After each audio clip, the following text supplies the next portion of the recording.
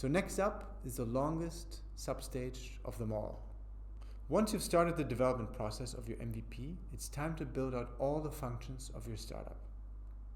Build functions is an interesting substage because it's the longest substage of them all. It consists of 19 tasks.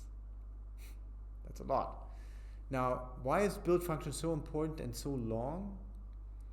Because here you build out all of the venture's functions, all functions of the all-important value chain. So here it's really important to set up each function: finance, legal, marketing, sales, product, tech, operations, customer care, etc., and many more, in a very, very lean way. You will learn how to set up each function well by focusing only on the must-haves for launch. That is, the 100 tasks will teach you to focus only on the launch critical things that you need for each function. Remember, this was one of our key takeaways, to only do the launch critical things and to also build out the functions of the value chain systematically. I cannot stress the importance of this enough, and I see so many early stage startups fail because of their inability to do this. Without further ado, let's jump right into the full list of the 19 tasks that need to be done in order to build out your functions. Gather requirements for each function. First, it makes sense to take a step back and look at each function of the value chain from a high level. Specifically, you have to essentially find out what are the essential launch critical things that need to be done for this function. All of this, given your business model, given your first launch market. Also, remember, in parallel to this substage, the MVP is still being developed. Design operating model.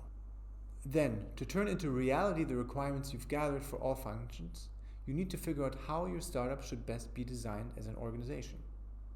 That is, you need to design your startup's operating model.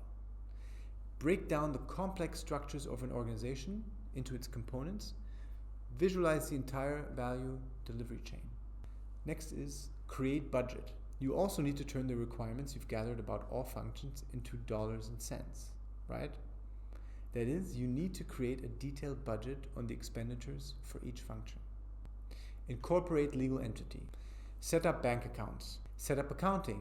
Perform legal check of business model and key documents. Define central and local logistics value stream. Select payment service provider. Finalize name. Perform capacity planning for facility. Set up content production. By content, we don't mean marketing content like videos or blog posts. Instead, we mean any product-related information and materials. Pictures, videos, and text about your products. And this task is all about setting up a super efficient process that quickly creates pictures, videos, or text about your products that your customers love. Build supply chain. Organize distribution. Institute sales funnel. Jumping from operations to sales, now you have to implement a sophisticated sales funnel that goes from lead to closed deal. Each step in the funnel needs to be clear, and each lead needs to be tracked using a good CRM tool. Prepare cross-channel marketing strategy. From sales, we jump to marketing. Here you need to decide which of the many marketing channels, online and offline, paid and unpaid, you will want to focus on after launch. Which channels do you think will be the best to reaching your target customer given the nature of your product? That's the question you will have to answer here. Ramp up facility. Set up customer care. This is an important task, one that people love to forget until after launch, when all of the questions and complaints come just pouring in. Trust me, it's better to set up customer care before launch, right? So customer care needs to have clear processes. It needs to be KPI driven, especially with NPS, Net Promoter Score. And it needs to really value customer feedback and customer satisfaction. Next is prepare tech infrastructure and security. Phew, that's a lot to do. It really is. But those are essential tasks to fully build out your venture. While I could honestly discuss each of these 19 tasks for hours on end, let's deep dive into a case together. Case: building functions for a Proptech startup's fast launch. Jason, recovering investment banker, had gotten sizable funding through friends and family for his Proptech startup. Proptech means real estate property technology. Tied to the funding was his next major milestone, which was the launch of his idea. He had already tested his idea with a basic prototype. using the task create basic prototype. And he raised money based on the few high-ticket orders he had processed end-to-end, which is great. Jason faced daunting challenges to achieving his next major milestone. So first of all, the pressure from his trusted friends and family investors, it was just piled on him. Then the launch date was in only 3 months. Even worse, we essentially only had 2 months to complete this substage, 2 months to launch, because there were 2 more substages in the launch stage that needed to be completed as well. So the development of the MVP just started, using the task develop MVP. And people were being hired in accordance with the prioritized hiring roadmap, using the task kick off hiring roadmap, of course. However, aside from the tech and HR components, right, developing the MVP and kicking off the hiring roadmap, we were virtually starting from scratch. Aside from tech and HR, we were just starting from scratch. The launch was timed to be right before the world's leading real estate conference in Cannes, France, where Jason was going to be unveiling his company's launch and pitching it. So it was not only a very ambitious deadline, but it was also a hard deadline. So Jason and I first worked out the task, gather requirements for each function. So that gave us a great overview of which tasks in the substage were relevant to Jason's business model and which were not. For example, the following 3 tasks were not relevant to him because his business model did not deal with physical goods that had to be produced, processed, or stored. And they were define central and local logistics value stream, perform capacity planning for a facility, and ramp up facility. Then Jason and I laser focused on the execution of the tasks that were relevant for us. That is, we divided up the remaining tasks within the team, sequenced them generally in the order provided in our 100 tasks venture building system, and we executed on them as quickly as possible. In planning out the execution of each task in detail, we would always ask ourselves 2 very important questions. Is that an absolute must-have for launch? If not, we would put it into the nice-to-have bucket for later. Second question, is there any way to achieve that much, much, much faster? Here we would always have to use our hustle and our creativity, which is just so important to entrepreneurship. Now, let me give you 3 examples of such laser-focused execution. 1, incorporate legal entity. So many things depend on having a legal entity in place. Contracts, for employees, partners, suppliers, consultants, etc. Funding, revenue, for your tax structure. You need a legal entity for your credibility, for legal matters like your terms and conditions, your privacy policy, all of those things. As a result, we sped things up by incorporating our legal identity at a shelf company provider. 2, set up bank accounts. We created our bank account almost instantly at an online bank specialized on startups. We very urgently needed to have a bank account in order to be able to receive revenues, receive funding, settle invoices, pay employees, and set up accounting. So it was a critical hurdle. 3, set up content production. To save time, we opted to outsource our content production to a professional firm that's used to working with startups. They quickly took excellent pictures of the houses and apartments that we had in our pipeline. Jason learned from them and insourced this function later, by the way. A very common approach for startups. To first outsource, then to learn, and then to insource. So we finished everything comfortably in the end. So by limiting the scope to focus only on the launch critical must-haves, we did finish things within 2 months. So that gave us the last month to complete the next 2 substages. Substage 4 and 5 of the launch stage. The launch, coupled with the conference in Cannes, France, turned out to be a home run for Jason's company. Showing off his company helped him to further turbocharge his business by forming important business partnerships, by broadening his investor base, by gathering valuable feedback from industry leaders. It was a smash hit.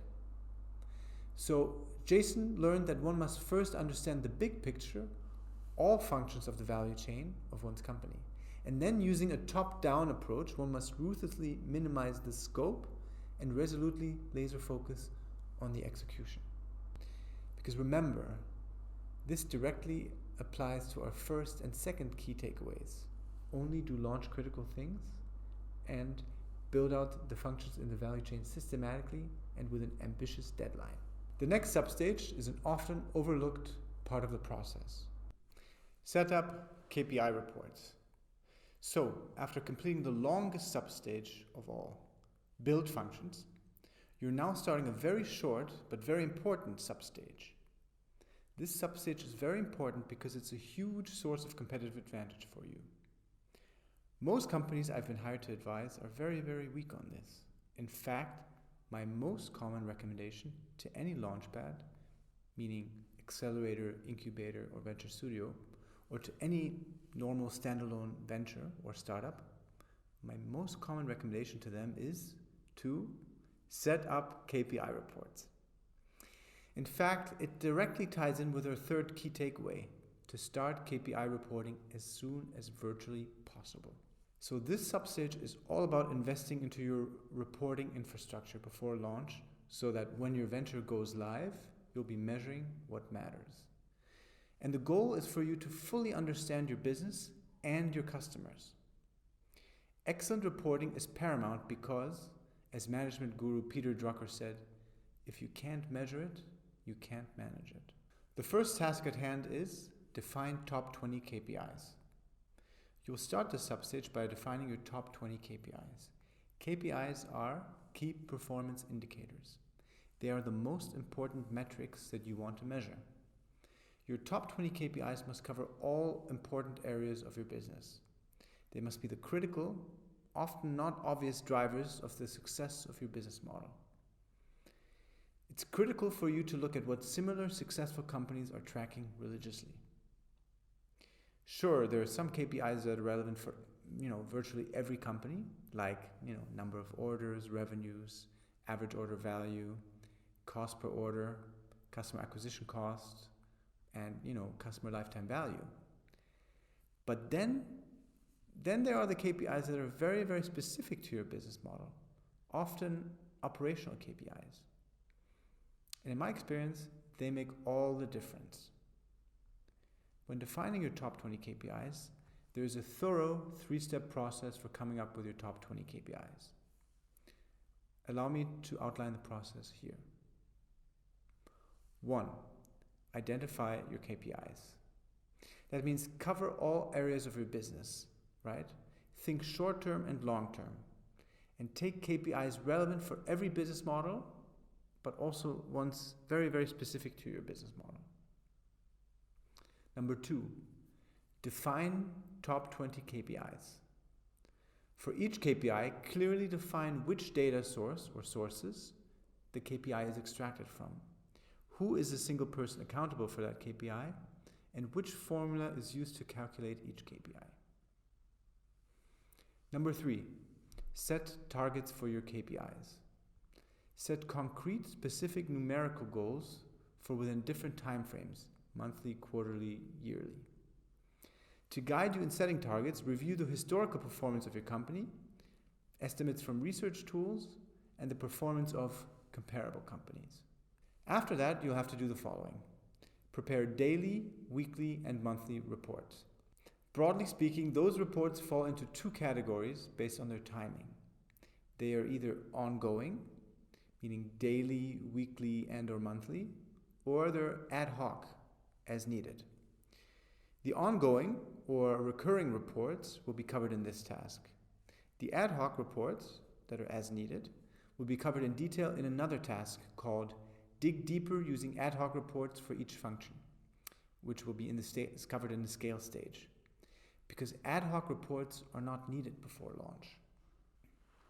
So more specifically, ad hoc reports are reports that are as needed, so they're not recurring or ongoing, right? So that means that they're not covered by your recurring daily, weekly, or monthly reports. So these are analyses that go very, very much in depth into questions that you might have, management questions about each function, and there are a ton of examples that you can find in this task in the scale stage. So, for your ongoing reports, this actual task will show you in detail how to decide what constitutes a daily, a weekly, and a monthly report. So here's a preview of what this could look like. Daily reports. Objective: to exhibit transparency and act swiftly on identified obstacles. KPIs. Your top 20 KPIs. Alignment. KPI owners meet with venture management to explain the status in case of significant deviations. Weekly reports. Objective: to reflect on how to meet your monthly target KPIs. KPIs. Specific KPIs for each department or each team, like sales and marketing, product and tech, operations, etc. Alignment. KPI owners meet with their own team in order to assign action items. Monthly reports. Objective is to set next month's target KPIs and to decide on actions and how to meet them. The KPIs are your top 20 KPIs plus the specific KPIs for each department or team. Alignment. Company-wide meeting to reflect on performance and to set the next targets. Based on my advisory of many different types of startups, I've often found a key difference in the frequency of reporting for B2C and B2B ventures. For B2C ventures, doing daily reports is essential. For B2B ventures, daily reports may not be needed, especially in the beginning. The reason for this difference comes down to marketing versus sales. More specifically, it's that for B2C ventures, marketing, especially digital marketing, is very measurable and very real time. Conversely, for B2B ventures, sales cycles are longer and may not require daily transparency. The next and final substage of the launch stage is go live. Congratulations! You've made it to the final stretch of the launch stage of my 100 tasks venture building system, the go live substage. This last substage of the launch stage is all about the many, often forgotten last things that need to be done in order to have a smooth and successful go live. It's not only an absolutely critical substage, but it's also a really exciting one. That's because your launch in your first market is a unique opportunity for you to engage your potential customers and investors, as well as to generate revenues. And it's important to make a big splash and to hit the ground running. Stress test and bug fix across functions. This task shows you exactly what you need to do in the last major step of the 3-step product development cycle. Remember, the product manager specifies the product, called specify MVP. Number 2, the engineers develop the product, called develop MVP. Number 3, that's this task right here. In this task, the testers or quality assurance managers, commonly referred to as QA managers, test the product and fix problems with it. More specifically, this task will teach you the 6-step stress testing process and the 4 levels of testing. This task will also give you a useful pre-launch checklist on what really needs to work so that you will have a smooth launch. Specifically in this task, you'll learn a clear framework for how to prioritize problems to be fixed. There will undoubtedly be many of those problems, commonly called bugs or errors. The severity of bugs should be one of the following, and I'm going to give them to you from most to least important / urgent. Critical, high, medium, low. And you will need to allow plenty of time to work out the critical bugs and to retest them several times before launch. So it's important for you to have the system for prioritizing bugs instituted in your company pre-launch, because once you launch and you're dealing with real customers, and you'll have many more problems that you have to prioritize and fix. That's why it's better to do it pre-launch. Without such a proven system in place, you'll drown in work and the customer experience will suffer greatly. Prepare press list. This task teaches you how to think about launch PR. Launch PR is its own category of PR because it's so important. That's because the launch of a venture or product is always a rare opportunity, very rare opportunity for you to generate positive coverage. So you should take full advantage of it. In this task, you'll learn to solve the launch PR challenge backwards. So ask yourself, whose attentions do you want to attract? Do you want to attract attention from customers, or do you want to attract the attention from investors, or both. Then ask yourself, what are your specific customers and or investors interested in exactly? In other words, how do you want to reach those people? Conduct research on which media and formats might be best to reach your potential customers or investors. For example, newspapers, magazines, influencers, newsletters, startup news sources, industry publications, and the list goes on. And that exact list that you'll decide on will be your press list. Lastly, send your press kit to your press list, to the people on your press list. In this task, you'll learn exactly what makes a compelling press kit. Conduct launch PR campaign and paid marketing. It's launch day. To make it a proper launch day, two things need to happen. PR launch is number one. The media channels that you've reached out to as part of your press list will air your story on launch day, right? And this refers back to the task called prepare a press list from before. The second thing that will need to happen to make it a proper launch day is your paid marketing launch. So you start to implement your cross-channel marketing strategy using paid ads. And this refers to another task previously covered called prepare cross-channel marketing strategy. So to achieve your objectives, it's important that you keep PR and marketing separate and to consider the objectives of each. That way, you'll keep your processes lean and scalable. So for example, lean more heavily on PR if your resources are scarce, you want to get the attention of investors more so than of customers, your product is complex and needs explaining, or you want to raise general brand awareness. Now, conversely, lean more heavily on paid marketing if you do have some financial resources, if your product is pretty straightforward for consumers to understand, or you really want to instantaneously drive sales. Okay, I've now only just scratched the surface of the big launch stage. However, I've touched on all the necessary tasks that you'll have to complete in order to go live and launch your venture. You completed all 5 sub-stages, meaning you temporarily staffed your venture and or found the right outsourcing partners. You specified, developed, and then tested your product. You built up all functions systematically, ensuring that you only do the must-haves, only what's absolutely launch critical. You set up your top 20 KPI reports, and you did all of the many last things that needed to be done in order to have a successful launch. Now take a big breather. You've now successfully launched your own venture.